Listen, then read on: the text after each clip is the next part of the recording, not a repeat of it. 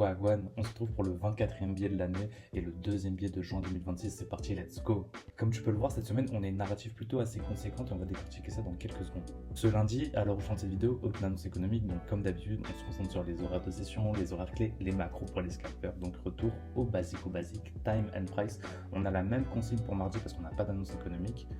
Puis on enchaîne le mercredi et le jeudi avec nos main events de la semaine, à savoir le mercredi, inflation à la consommation, jeudi, inflation à la production, donc ça reste très important à souligner. On a aussi vendredi des annonces économiques qui sont pas forcément importantes, major impact, mais on en a une qui concerne l'inflation, donc il faut aussi également le souligner. Et pour bien comprendre la narrative, la semaine dernière, on a clôturé avec moins 1600 points sur le Nasdaq. Le Nasdaq a connu sa pire séance en 12 mois et le VIX, l'indice de l'apport, a fortement progressé.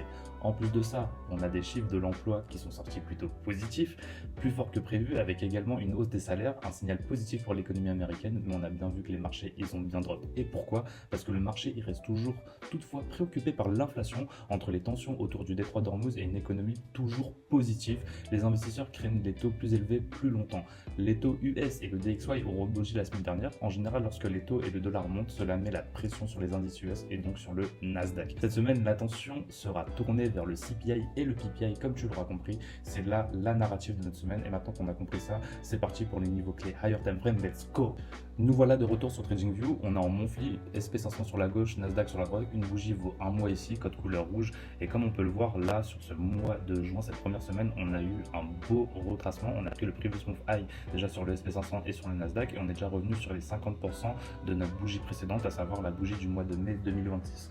Maintenant, si on fait un petit focus sur le Nasdaq, qu'est-ce qu'on va pouvoir voir? On va pouvoir voir que ici sur le Nasdaq, depuis cette dernière manipulation, donc c'est une manipulation qui date de 2025, on est retracé ici dans ce BC Monthly où on a fait le bas de l'année actuelle. Et qu'est-ce qu'on a fait? On a atteint la 1 à 1.25 standard deviation. Et nous, qu'est-ce qu'on sait? On sait que entre la 1 et 1.5 standard deviation d'un dernier mouvement, donc de notre dernière manipulation ici, on peut avoir un retracement et c'est ce qu'on a actuellement. Qu'est-ce qu'on a ici sous le prix? Sous le prix, on a ce beau BC Monthly qui pourrait être une belle target pour les premières semaines de ce mois de juin 2026. On a exactement la même chose sur le SP500. Et donc, quand on regarde le SP500, on retrouve exactement la même narrative ici. Maintenant qu'on a compris ça, c'est parti pour le weekly. Et donc, comme tu l'auras compris, ici en weekly, je suis plutôt baissier, que ce soit sur le SP500 ou sur le Nasdaq. Ici, on va faire un petit focus sur le Nasdaq, sachant que tout ce que je suis en train de t'expliquer sur le Nasdaq, ça va être exactement la même chose sur le SP500. Et moi, ce qui va m'intéresser ici, c'est ce qu'on a sous le prix. Sous le prix, on a ce beau BC Weekly, on a tous les quadrants qu'on pourra mettre à l'intérieur. Là, j'ai mis que les 50%, mais on a ça qui m'intéresse ici sous le prix. Qu'est-ce qu'on a aussi également sous le prix? On a ce beau BC Monthly. Donc le BC Monthly dont je suis en train de te parler, il se retrouve entre cette ligne là et cette ligne là rouge. Et donc moi, ces deux zones, que ce soit la rouge ou la orange ici, elles m'intéressent. Donc ici, maintenant que ça c'est dit, qu'est-ce qu'on a aussi au-dessus du prix? Donc qu'est-ce qu'on a au-dessus du prix? On a les anciens New Week Opening Up. Donc celui de la semaine dernière, c'est lui là, donc il est très loin du prix. Et après on a ces anciens New Week Opening Up. On peut garder les 5 derniers, donc ça reste important parce que c'est là on va pouvoir avoir des mouvements de prix si on a une manipulation haussière. Cette semaine, je m'attends à revenir potentiellement peut-être dans ces anciens New Week Opening Gap, pas très haut, petite manipulation haussière, peu importe elle se fait où. On a aussi ces corps qui sont assez intéressants, ces corps d'ancienne bougie qui pourraient faire le travail et venir distribuer ici d'abord sur les 25% de ce BC Weekly, donc les 25% ici, puis les 50%, puis les 75% qui ne sont pas notés. Et ici, on pourrait revenir dans cet ancien New Week Opening Gap en confluence avec le BC Weekly Low. Ensuite, si on vient et qu'on commence à ouvrir du déséquilibre dans ce dealing range ici, j'irai target ici ce previous monthly qui est aussi le BCI monthly que je t'ai montré précédemment. Donc cette semaine, je m'attends clairement à un buy to sell comme la semaine dernière. On va avoir un début de semaine haussier et on pourra avoir une seconde partie de semaine plutôt baissière avec par exemple des mauvais chiffres sur l'inflation qui pousseraient les indices à la baisse. C'est ce que je m'attends en termes de price action cette semaine.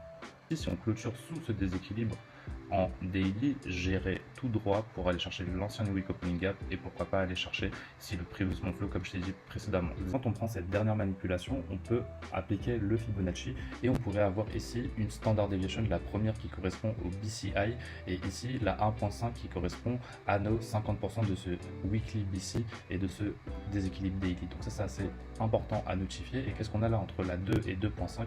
On a le Previous Month Low qui est le BCI, le BC que je t'ai montré en tout début de vidéo.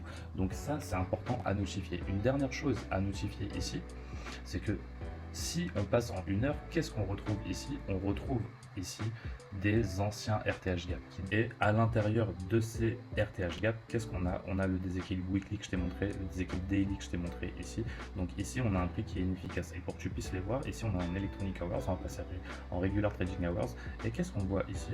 On voit qu'on a des anciens prix qui ne sont pas efficaces. Donc le marché il doit venir rendre efficace ceci et revenir ici dans le discount. Là oui, au-dessus du prix on a des RTH gap, mais on va les laisser ouverts pour plus tard. Une fois qu'on aura fait le travail dans le discount ici, on pourra revenir target ces RTH gap dans le premium.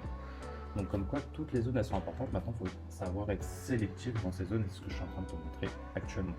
Oui, la semaine dernière, je t'ai annoncé un buy to sell. On a bien été short vendredi dernier avec cette grosse bougie qu'on a eu à NFP. Cette semaine, je m'attends exactement à la même chose. Je m'attends à un buy to sell. Donc, je suis plutôt short sur du court terme, sur les prochaines semaines peut-être. Ceci étant dit, on vient de faire le 24e biais de l'année. On se retrouve pour le 25e biais la semaine prochaine. C'était Yes Indeed. Je te souhaite une très bonne semaine de trading. Allez, ciao, ciao, ciao.